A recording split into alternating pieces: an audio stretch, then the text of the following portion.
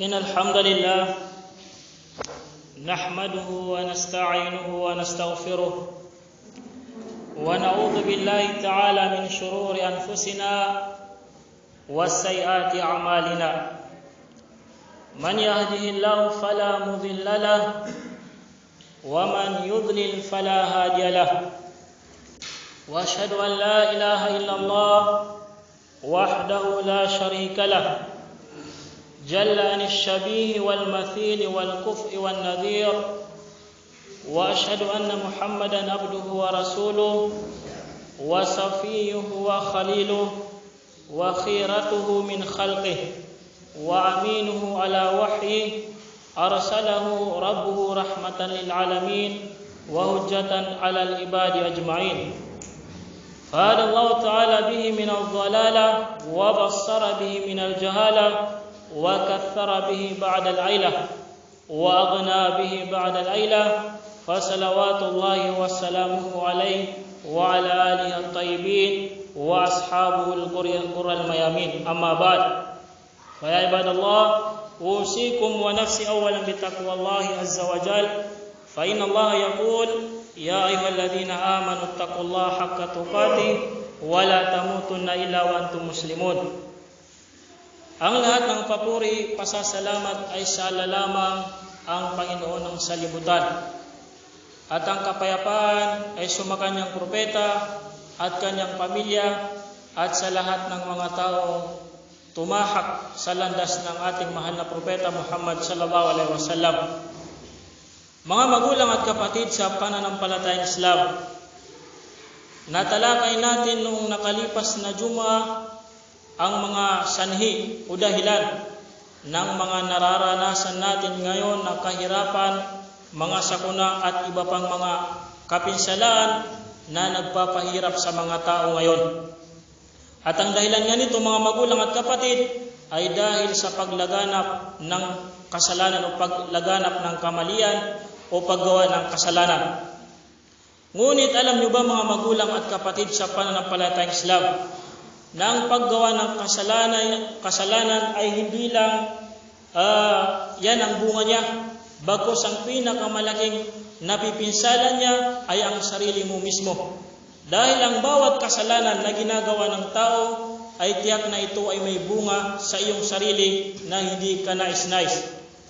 At ito ay binanggit ng isa sa mga malalaking ulama na si Sheikh Ibn al-Qayyim rahimahullah ta'ala doon sa kanyang libro na tinawag niyang Da'un wa Dawa. At ito ay ating tatalakayin sa araw na ito, ano-ano ba ang mga epekto ng paggawa ng kasalanan sa bawat isa. At tingnan natin mga magulang at kapatid sa ating mga sarili kung nararamdaman natin ang isa man sa mga ito, tunay na ikaw ay nahulog na sa patibong ni Syaitan at kapag hindi ka nagising o hindi ka nakapag-balik loob agad, hindi mo natanggal ito sa iyong sarili, ay maaring mahirapan ka ng magtawbah. Sa ano-ano mga ito? Unang binanggit ni Imam Ibn al-Qayyim sa kanyang kitab ay al-ma'asi tutabi'u 'ala al-qalb. Sabi niya, unang epekto nito sa tao ay sinasarahan niya ang iyong puso na nagiging sanhi ng mahirap na pagbabalik loob. Ang ibig sabihin nun mga magulang at kapatid ay pinaliwanag niya sa pamamagitan ng hadith ng mahal na propeta kung paano ang kasalanan ay napapatigas nito ang puso ng isang tao. Pinanggit ng Rasul sallallahu alaihi wasallam sa kanyang hadith, sabi niya, innal 'abda idza akhta khatiyatan nukita fi qalbihi nuktatun sauda fa idza huwa naza'a wastaghfara wa taba sukila qalbuhu wa in 'ada zida fiha hatta ta'luwa qalbuhu wa huwa ran alladhi dhakara Allah kalla bal ran ala qulubihim ma kanu yaksibun, rawahu at-Tirmidhi. Sabi ng Rasul sallallahu alaihi wasallam, tunay ng alipin ay kapag nakagawa ng kasalanan ay naiuukit ito sa kanyang puso ang maitim na batik. At kapag siya ay nanghingi ng kapatawaran sa Allah at nagbalik loob, ay malilinis ito o matatanggal ito.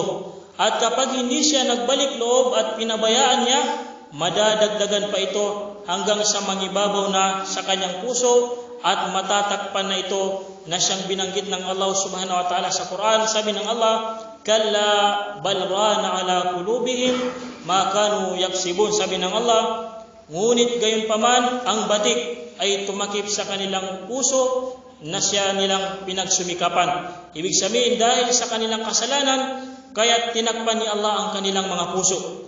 Kaya meron minsan tayong nakikita ng mga tao na kahit anong ibigay mong paalala o wasiya ay hindi niya matanggap o napakahirap niyang iwasan yung kanyang ginagawa dahil sa tumigas na ang kanyang puso. Kumbaga, pusong bato na ang kanyang puso na nahihirapan na siyang iwasan ang kanyang gawain na iyon. Sa yan mga magulang at kapatid, ang unang bunga nito. Unang bunga niya, pinapatigas niya yung puso ng isang tao. Pangalawa, al-ma'asi tulqil khawfa war-ru'ba fil qalb. Kabilang pa sa mga epekto nito ay nagbibigay ito ng palagiang pangamba at takot sa ating mga puso. Na ang epekto ng paggawa ng kasalanan ay palagi ang nakakaramdam yung tao ng pangamba at takot sa kanyang hinaharap.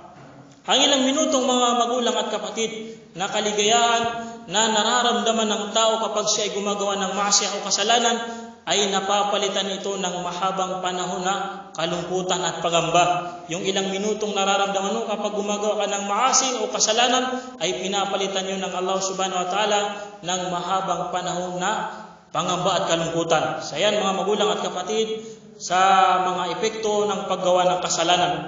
Pangatlo, al-ilfatul ma'siyah wa zawal istikbahiha min al-qalb thumma al-mujaharatu biha. Kabilang pa doon, ang taong laging nakakagawa ng kasalanan o kamalian ay kabilang sa epekto nito sa kanyang sarili ay masasanay ang kanyang sarili sa ganung gawain at mahihirapan na siyang iwanan ito dahil nakasanayan ito ng kanyang sarili. At pagkatapos ay kanya na itong gagawin ng lantaran na siyang lubos na masama o kasuklam-suklam. Kapag ang tao ay lantaran na niyang ginagawa ang kasalanan, mapapabilang na siya doon sa mga taong binanggit ng mahal na propeta na mujahirun. Sila yung mga taong hindi mapapabilang sa kapatawaran ng Allah. Dahil yung mga taong mujahirun o yung lantaran kung gumawa ng kasalanan ay baliwala na sa kanila yung paningin ng Allah subhanahu wa ta'ala. Nawalan na sila ng hiya sa Allah subhanahu wa ta'ala. Sabi nga ng isa sa mga sahaba na si Abdullah ibn Mas'ud radiyallahu anhu, tingnan nyo kung paano niya ilarawan yung isang mu'min at saka yung fajir. Sabi niya, inal mu'min yara dhunubahu ka'annahu qa'idun tahta jabal yakhafu an yaqa alayhi wa innal fajir yara dhunubahu kadhubab marra ala anfihi faqala bihi hakada. Sabi ni Abdullah bin Mas'ud sa mga sahabat, tunay, sabi niya, na ang mu'min, yung tunay na mananampalataya ay nakikita niya ang kanyang mga kasalanan na katulad na siya ay parang nakaupo sa ibaba ng bundok. Sabi ni Abdullah bin Mas'ud, yung mu'min daw, nakikita niya yung kanyang kasalanan na para siyang nakaupo doon sa isang malaking bundok. Kumbaga, ang halintulad doon sa kanyang kasalanan ay parang napakalaking bundok at nangangamba siya na baka bumagsak sa kanya ang bundok na yon. Sa ganun, sabi niya, ang katangian ng isang tunay na mu'min. Ngunit sabi pa ni Abdullah bin Mas'ud, ang taong makasalanan ay nakikita niya ang kanyang mga kasalanan na para bang lamok na dumaan lang sa kanyang harapan. Ganun sabi ni Abdullah bin Mas'ud, ang halimbawa o pagkakatulad ng taong may pananampalataya at taong walang pananampalataya. Yung taong may pananampalataya, may takot sa Allah, nakikita niya yung kanyang kasalanan na parang isang napakalaking bundok na maaaring bumagsak sa kanya. Subalit yung taong walang pananampalataya o yung makasalanan, yung kanyang nagagawang kasalanan ay para lang isang lamok na dumaan sa kanyang harapan. Yan ang sabi ni Abdullah ibn Mas'ud radiyallahu anhu. Kabilang pa mga magulang at kapatid sa epekto ng paggawa ng kasalanan, al-ma'asi tuhrimur rizq.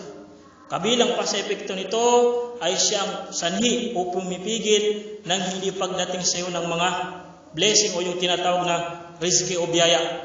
Kabilang sa epekto nito ay hindi dumarating sa iyo yung biyaya ng Allah subhanahu wa ta'ala dahil sa iyong mga kasalanan. Ano ang dalil nito mga magulang at kapatid? Sabi nanggit ito ng Rasul sallallahu alaihi wasallam. Sabi ng Rasulullah, "Inna ar-rajula la yuhrimu ar-rizqa bidhanbin yusibuhu."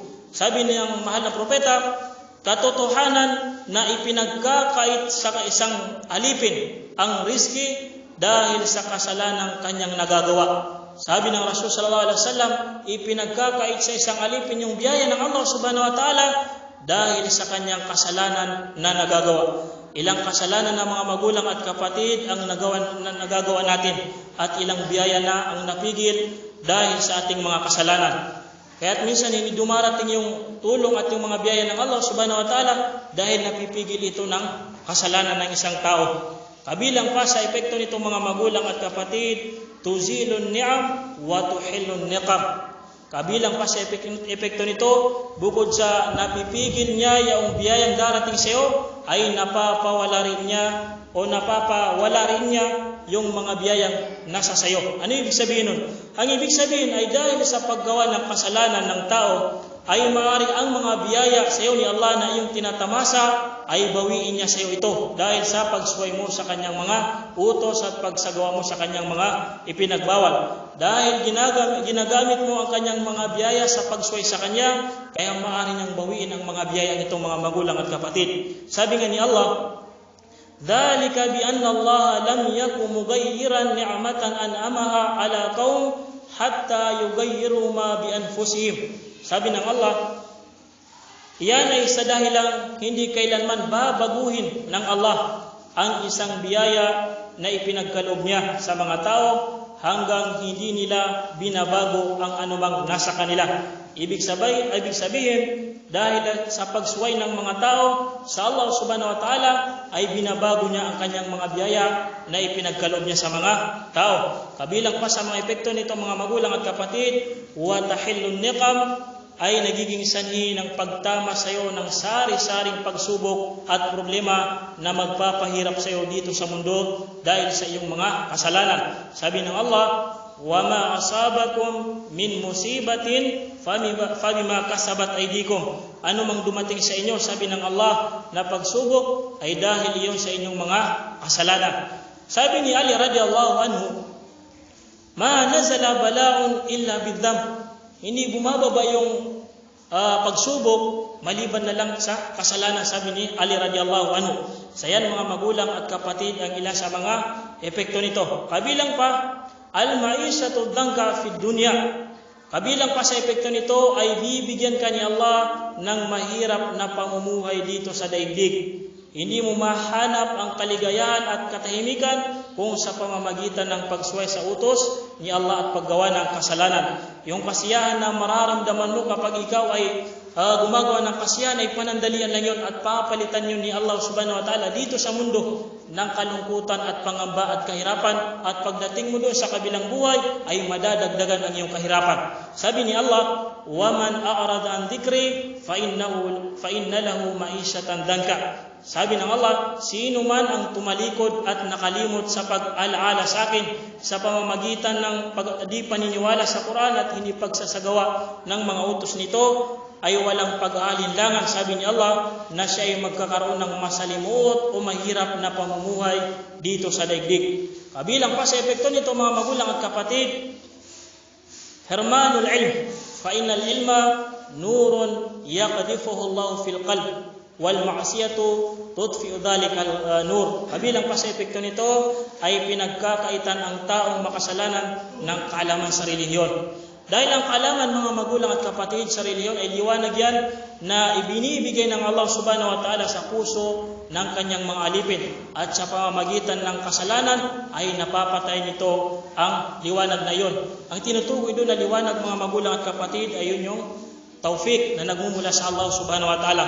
Hindi ba't minsan nakakaranas tayo ng napakahirap isagawa yung mga obligadong sala at saka yung mga obligadong ipinagutos ng Allah, dahil yung mga magulang at kapatid sa kasalanan na siyang dahilan kung bakit ang taufik minsan ng Allah subhanahu wa ta'ala ay nawawala sa kanyang alipin. Aqulu qawli hadha wa astaghfirullah li wa lakum wa li jami'il muslimina min kulli dhanb fastaghfiruh.